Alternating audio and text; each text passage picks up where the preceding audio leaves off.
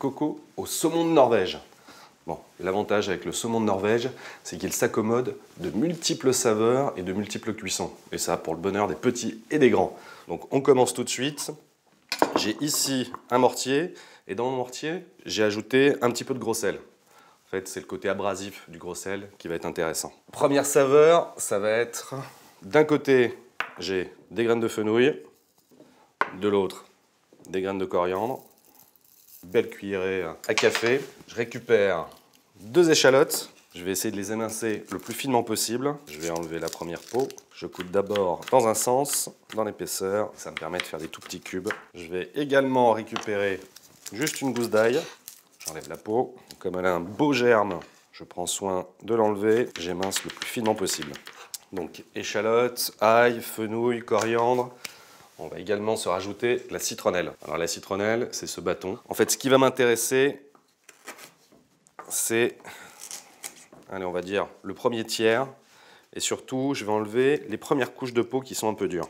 Donc une petite entaille au couteau. Et ensuite, on enlève ces premières couches qui sont très ligneuses. Et ensuite, je vais couper. Ben maintenant, on va écraser, écraser. Donc je rajoute ma citronnelle à mes graines de coriandre et de fenouil. Et là, j'y vais. On tourne un peu. Et ensuite, on écrase l'échalote et l'ail. Et je continue. En fait, ça va me réaliser une sorte de pâte.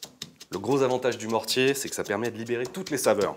Ça demande un peu d'huile de coude et de patience. Et vous serez récompensé par le résultat. Ah, ça y est, je commence vraiment à avoir une espèce de pâte. Bon, je laisse ça de côté. Je vais pouvoir finir ma garniture aromatique. Donc, les 2 derniers éléments, c'est le citron vert et le gingembre. Donc, mon gingembre, je vais le peler grossièrement. Donc, j'ai ici une micro-râpe et j'y vais. Bon, l'avantage de cette technique, voilà, c'est qu'on garde toutes les fibres d'un côté et on récupère la pulpe de l'autre.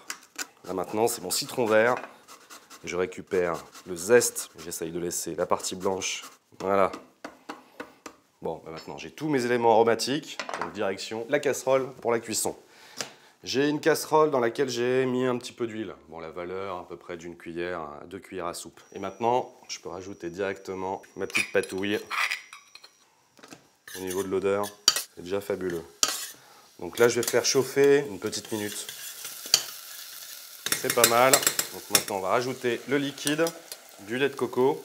J'en ai à peu près la valeur d'1 demi-litre. Du bouillon de volaille, 25 centilitres. Mon gingembre, mon zeste de citron, le jus d'1 demi-citron vert. Quand ça arrive à ébullition, je baisse le feu. Et là, c'est une sorte d'infusion. On est parti pour 20 minutes. En fait, plus longtemps vous laisserez infuser, meilleur ça sera. Ma petite soupe plop-plots, on est parfait. Juste le temps nécessaire pour m'occuper du reste de mes ingrédients. Alors, le reste de mes ingrédients.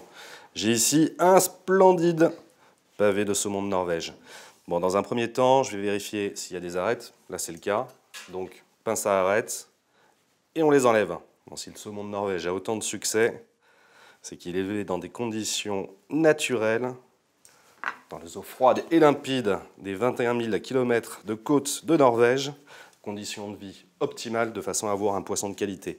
Je vais entailler légèrement la chair et ensuite je vais enlever la peau. Donc là, on est parti sur une cuisson pochée, donc j'ai pas besoin de cette peau. Et maintenant, je vais le détailler en cubes. J'essaye de faire des cubes à peu près de la même taille, de façon à avoir une cuisson uniforme. Donc j'hésite pas à retailler un petit peu si nécessaire. L'oignon nouveau, donc je coupe les 2 extrémités, j'ôte la première peau. Donc là je vais l'émincer. Toujours touche exotique avec mon piment doux. Et on va se rajouter de la coriandre fraîche. Donc, je vais la couper très grossièrement. Voilà. Je reviens sur notre soupe. Je vais prendre un bol et une passoire. Et je vais la verser sur la passoire de façon à récupérer voilà, toute notre petite garniture aromatique qui ne serait pas forcément très agréable sous la dent. Avec une cuillère, j'aide à faire passer, j'appuie bien de façon à récupérer le maximum de saveur. Maintenant que j'ai une soupe bien lisse, je peux la reverser dans ma casserole. Il faut que j'arrive quasiment à ébullition. Je vais juste rectifier l'assaisonnement avec un petit peu de sel. Ça bout, donc maintenant je baisse le feu et je plonge mes cubes de saumon. Alors la cuisson, ça va être ultra rapide. On est parti sur 30 secondes à tout casser. Je les enrobe bien de cette soupe. Je peux approcher mon petit bol de service. Donc je sers. Un petit peu d'oignon nouveau, piment, de la coriandre fraîche.